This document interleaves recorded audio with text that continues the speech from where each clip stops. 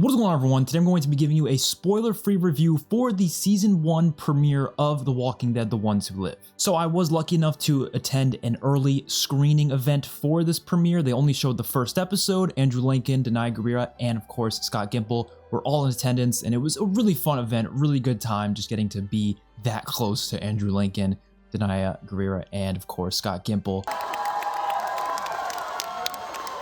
You made some tight Jersey friends, though. I mean, I did. Mahoney, he's like my cuz. He got me in velour, full velour. Shades. I had the proper. I'll post about it. You'll see it. Actually, no. I don't listen to him about what I post because he won't post. So people come to me and say, "What's going on with Abby?" So I have to do what I have to do.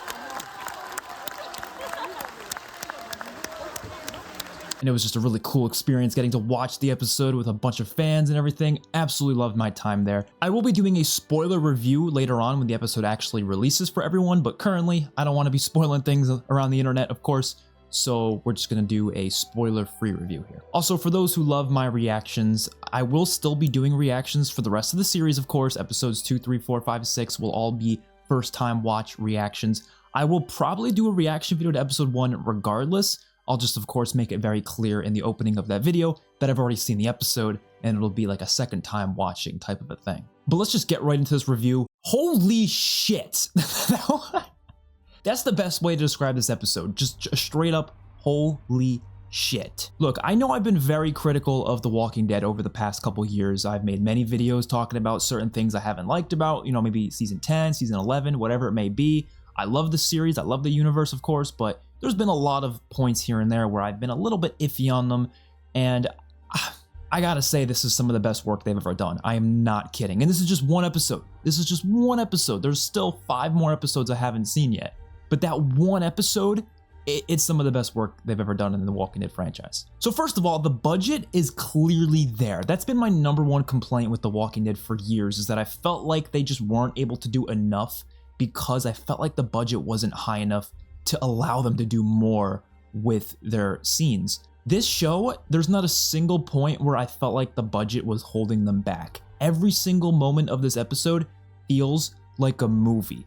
And I was originally kind of worried about this show because originally it was supposed to be a movie. I don't know if you guys remember, but years ago, it was first announced that Rick Grimes was going to be returning to a movie. It wasn't going to be a series. It was going to be a trilogy of films. And I was really looking forward to seeing what The Walking Dead would look like in a movie format. And then when they announced it was actually going to be a series, I was a little disappointed because I was like, oh, we're not going to get that Walking Dead movie feel. I'm wrong though. This feels like a movie through and through. And I know I've praised the Daryl Dixon series as well as some aspects of Dead City for definitely having a higher budget than the series itself as well. But even those don't have nearly the same quality that The Ones Who Live has, at least for this first episode. Like just from the directing, the choreography of the different action scenes, the shots, the set pieces, the CGI, everything just looks so movie-like. It does not feel like I'm watching an episode of The Walking Dead, which is a great thing. Even though I love The Walking Dead, that's what I wanted from this series. I wanted to feel like The Walking Dead on steroids. And that is what it feels like. Now you might be thinking to yourself, well, Fusion, you watched it on the big screen. Of course it's going to feel more movie-like if you're watching it in a theater environment as opposed to watching it in your house like you normally would for the Walking Dead episodes. And let me give you a counterpoint to that. I watched the season 8 finale of The Walking Dead in theaters. They did some really cool fan event for the season 8 finale. I don't know if you guys remember that, where they were showing the season 8 finale and season 4 premiere of Fear the Walking Dead back-to-back in theaters. And I actually went to that. And although I really enjoyed those episodes, I had a great time with it, those episodes were not movie-like at all. I didn't feel that movie feel watching those episodes, even though it was in theaters. So very different experience here. I think watching this episode at home, you are still going to feel like you're watching a movie. And I'm very glad that's the case because Rick Grimes is a character that deserves that sort of quality. Like he doesn't deserve to be on a series that has to take budget cuts and everything like that. Like, no, this is just, oh, it's so good. It's so good. And even just speaking about the writing, I've always really loved Scott Gimple's writing. I'm not sure how much he wrote compared to other writers on the show, but just in general, I feel like the writing here is very great. Like everything in terms of just the dialogue, how the scenes play out, it all feels really just tightly written, I guess is the best way to say it. There's really no points where I felt like there was a plot hole or anything, or something that felt like it was out of place. Everything felt so perfectly placed for this one episode. Of course, we have way more episodes to come, but at least for this episode, it felt really great all the way through. And now we gotta talk about some of the actors, because look, Andrew Lincoln, he's incredible. He has had so many amazing performances in the Walking Dead franchise itself. But I'm not gonna lie, this one episode has like 3 or 4 different scenes that I feel like are some of his best performances I've ever seen from him. I'm not exaggerating when I say that. There's one scene in particular that brought tears to my eyes. There's another scene in particular that had me just jaw drop to the floor. There's another scene in particular that just, I don't understand how this man doesn't have 1,000 Emmys. Like, he deserves everything. Like, he's so good. He just, like, it's crazy because I saw him in person. I saw Andrew Lincoln himself, but Rick Grimes, the character, is just so different. Like, of course, that's what actors do. They play a different person, but the difference between the both of them is just so staggering. And like, I don't even picture them as the same person, even though he's obviously playing that character. But when you're watching it on screen versus seeing him in person, like, I don't know, you really get to feel how great of an actor he is just based on that alone. Denai Guerrera is fantastic in this episode as well. I'm not going to spoil anything specifically, but I will just set some expectations. She's not in this episode as much as Rick is, so just, you know, expect that for the first episode. But when she is there, she's fantastic. She does a great job. There's also some really interesting new side characters, which this is a really important thing for any Walking Dead show. You can't just have great leads. You also need some great side characters too. And there's a lot of great ones here. So we first of all have Thorn. She's a brand new character played by Leslie Ann Brandt. I've never seen this actress before, but she does a great job in this episode. She's a new character, part of the CRM, and she's kind of, you know, friendly with Rick. And they have a lot of great back and forth. She's actually very complex, very interesting character. There's also General Beale, of course, played by Terry O'Quinn. And if you guys seen Lost, you know who Terry O'Quinn is. And he has some great scenes in this episode as well. Like, it's such good talent here, man. Such good talent. And then you have Donald Okafor, I think is his name. He's played by Craig Tate. And he actually might be my favorite of the new side characters. He is really interesting, really complex, loved it. And there's a couple other more minor characters that I just think are just interesting. Like, I don't know what it is, because as much as I really enjoyed Dead City and the Daryl Dixon series, I didn't feel like they had that many great side characters. There was a couple, of course, you know, Isabel and the Daryl Dixon series was really good, but a couple of others, I never really cared about them as much. I never really got attached to them. I never felt like they were as complex as they should be. But in this series, right from the get-go, there are tons of complex characters that I feel like have so much more to unpack, and I just can't wait to see more of that. Now, as for the pacing, I thought the pacing was actually really great, and I heard some early reviews for the first 4 episodes where there were some people saying it was too fast-paced, and there's other people saying it was too slow. So obviously very different things that different people are saying, but as for my experience just from the first episode, I thought the pacing was perfect. I didn't have a single issue with how it was paced. It was fast, but it also was slow enough to the point where you were able to have breathing moments with these characters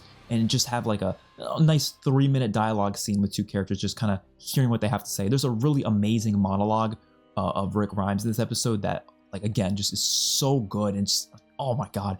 So even though it's fast-paced, they give you time to breathe with these characters, and that is really important, obviously. Now, you guys know I'm a big music guy. I love movie soundtracks and TV show soundtracks. They're really important in my opinion, and I'm here to tell you, it's fantastic. This episode has some of the best music The Walking Dead has ever had. So I believe the composer of the series is Sam Ewing, I believe is his name, and Bear McCreary, who was the main composer of the original series, he is also working as a music producer on this series as well, so you do still have, you know, Bear McCreary's talent in place there, but just from this episode alone, you can tell they're putting in some great work. The soundtrack feels so just filled with emotion. Like, I don't even know the best way to say it, but like the way the music's done in most of the scenes in this episode, it's just, I don't know, it's hard to explain. It really is. I just think you guys need to just watch the episode when it comes out, and just you'll know what I mean. Even from the first minute. The first minute alone has such a great piece of music that's so eerie and haunting,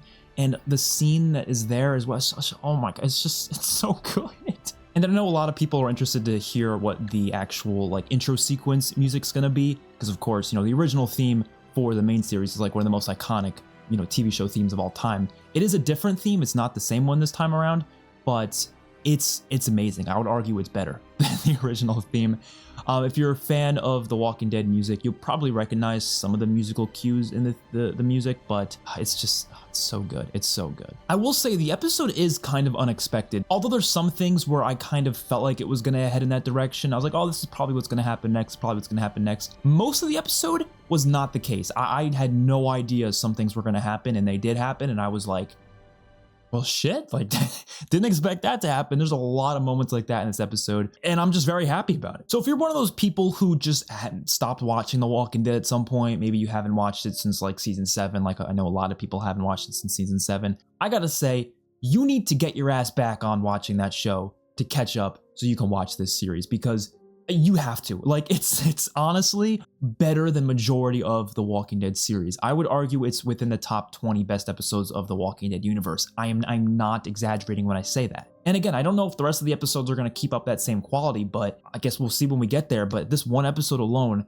tells me that they are putting a lot of passion, a lot of care into this series. And it does kind of bother me, because I'm like, why couldn't they give this proper budget to the main series? Because, you know, as much as I love the main series, there's so many times where I felt like certain things were changed around just because of budget reasons. And if they had a better budget, man, there's could have been a lot of more crazy things in the main show. But this just proves that the talent behind the show is very fucking good, because they know what they want, they know what they got to do, and they know how to do it, and they are damn good at it. Even if you don't want to watch the rest of the episodes of the main series, let's say you haven't caught up and maybe you stopped watching season 7 or something like that, you honestly could probably watch this show even without having caught up all the way. As long as you know, Rick and Michonne love each other, they want to get back to each other, they want to find each other.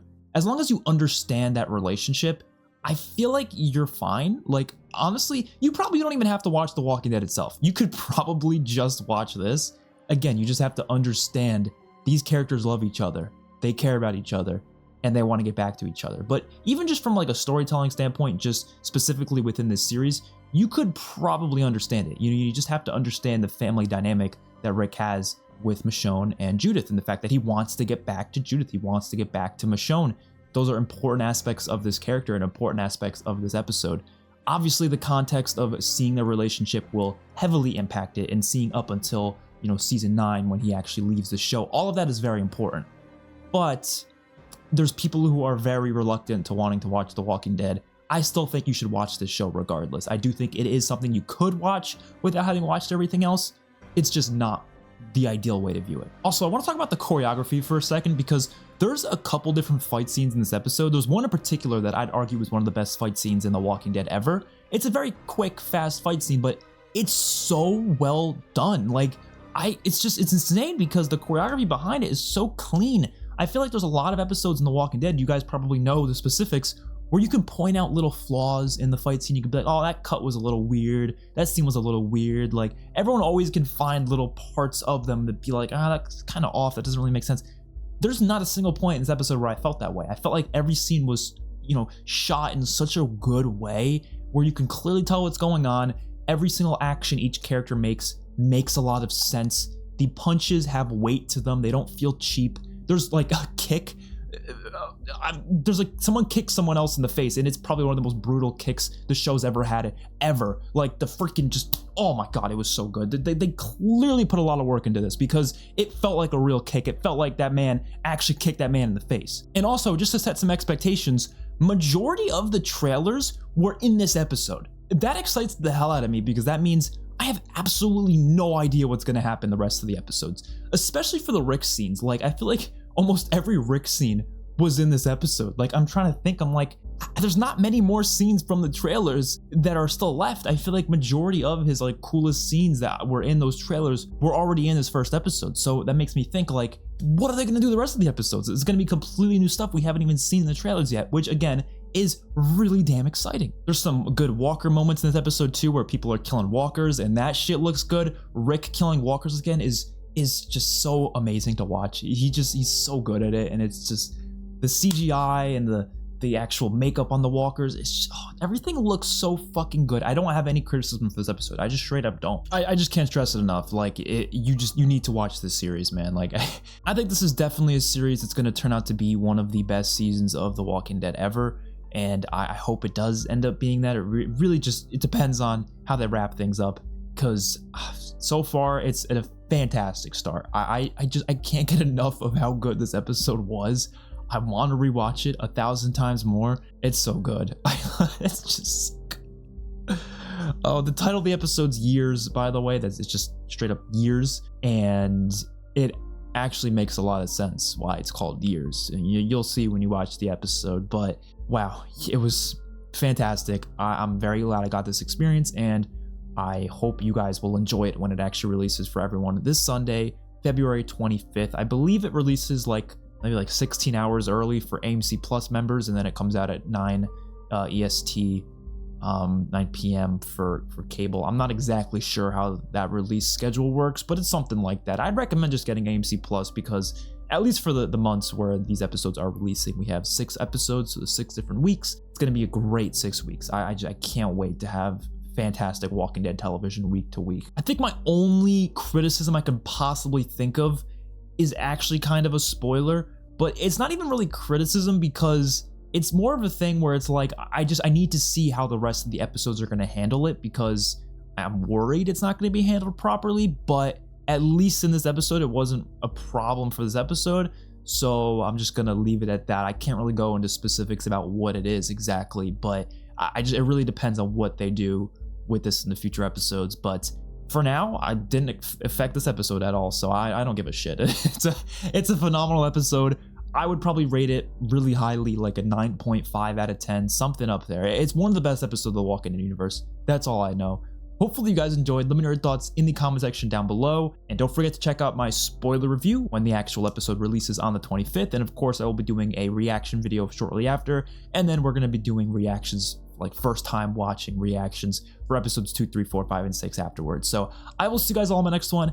Peace out. Don't forget to like the video, subscribe to the channel as well.